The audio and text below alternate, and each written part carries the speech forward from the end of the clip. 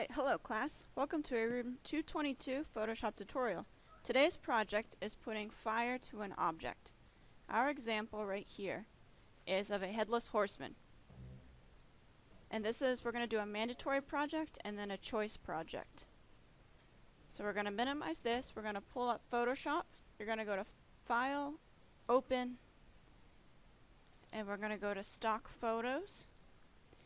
In our useful tools, Photoshop tools and resources, and click on people. You're going to select the headless horseman number 3. Open. First off, we need to erase the background and make it checkered. So I'm going to use my quick selection tool, and I'm going to go around the outside so it makes deleting the background easier.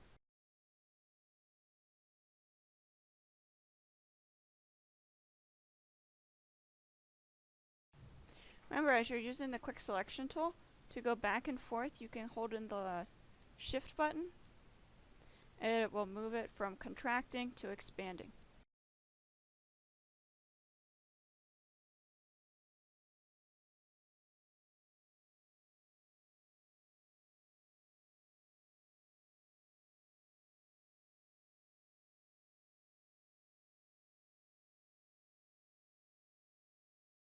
Alright, next we're going to take our eraser tool,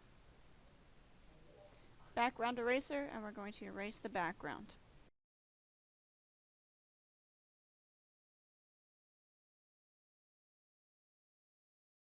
Once the background is erased, you're going to do Control D to deselect, and then we are going to desaturate the image.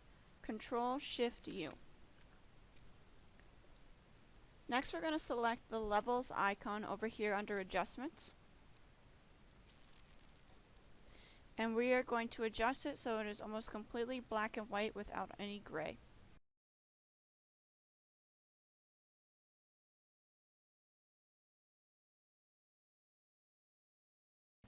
We're then going to go to the brightness and contrast adjustment, and we're going to lower the contrast.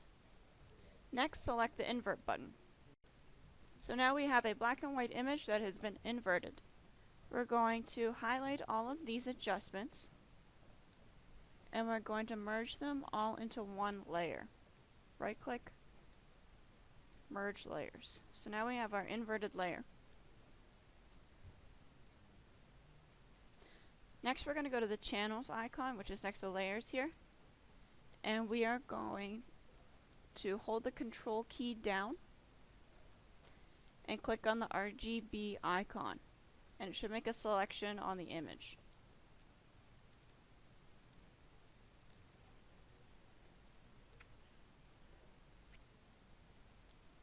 We're going to do Control C to copy the image, and we're going to open up a new template.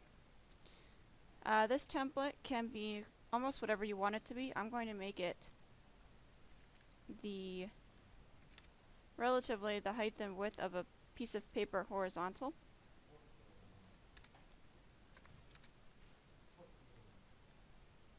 And then I might adjust it from there. Background should be white, RGB color. And then I'm going to make this piece of paper template black using the paint bucket tool. Next we're going to do Control V, and it should paste the image onto it. And there's the image. I'm going to use Control T now to resize it a little.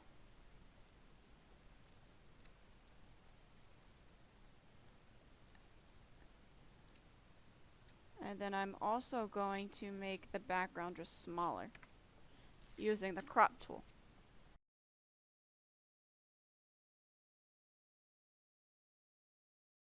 Now we're going to click on layer 1, and I'm going to select lock transparent pixels, which is this checkered box right here. This is going to make it so that way when I use my brush tool, that it's only going to color over this layer. So I'm going to make my brush tool larger, and I'm going to select the color that is like a goldish yellow.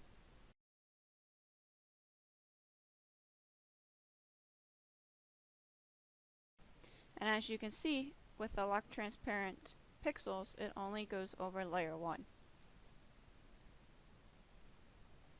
And now we have a nice glow of an image. Now we're going to uncheck this box to unlock the layer. We're going to right click on layer 1 and go to blending options, and we're going to select outer glow. I want to make this glow color red.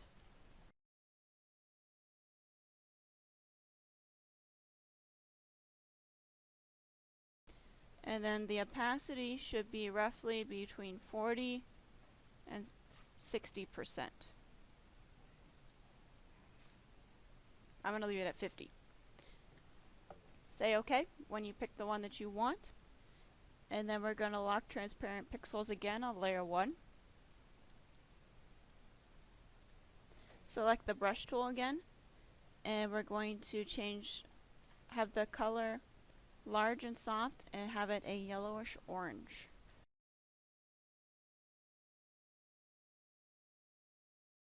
You may have to adjust the opacity a little bit too. And we're going to just kind of go around the outer edge here, just to give it a little bit of a glow.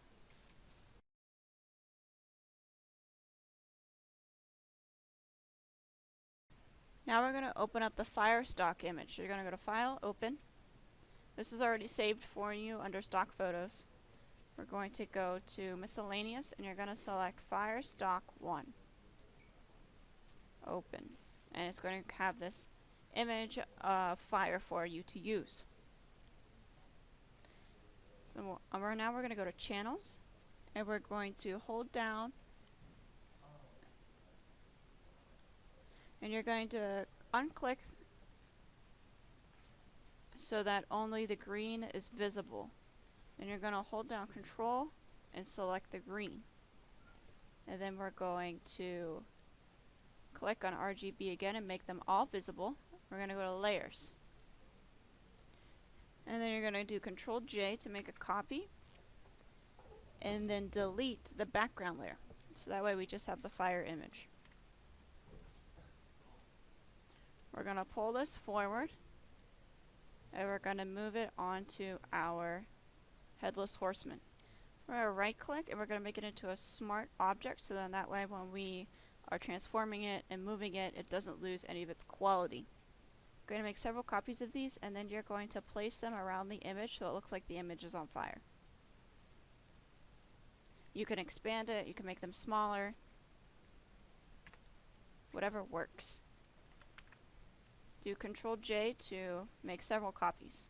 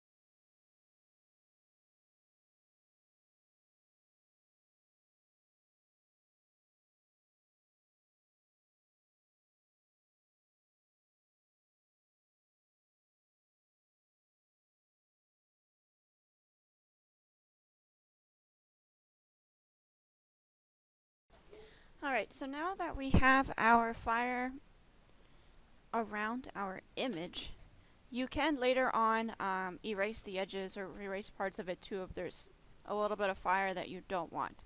But what we're going to do is we are going to now use the Shift key, and we're going to highlight all of the layers that have the Smart Object option. We're going to right click, raster size layers, and then we are going to right click again and merge all these layers.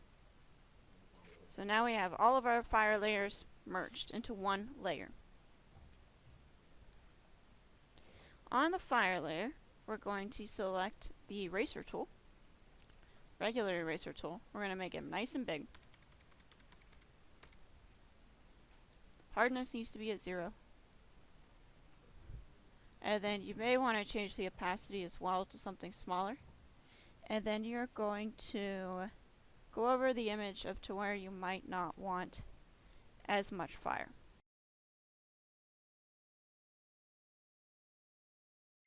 You also have the option of changing the blend mode on the fire to make it look more menacing.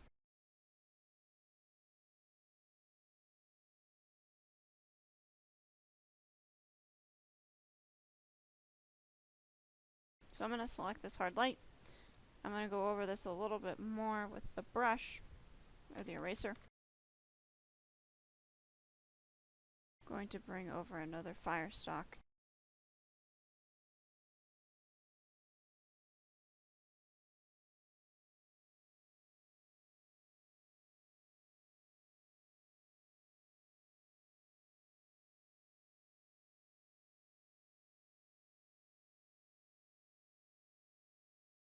Okay, I like how that looks. So now I want to add a red glow behind the image. So first I'm going to unrasticize or rasticize these layers, and then I'm going to combine them.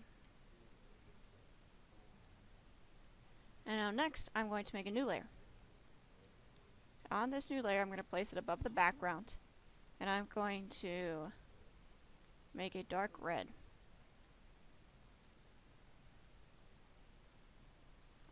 And I'm going to make my brush size huge.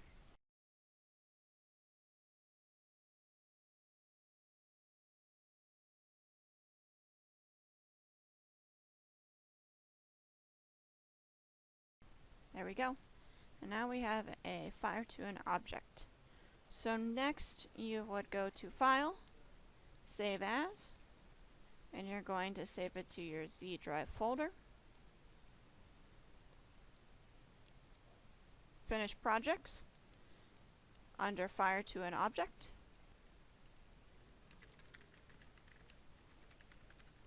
as your name, and as a JPEG. And then you're done. So you're going to do this mandatory project, and then you're going to do a choice on your own. Alright, off you go.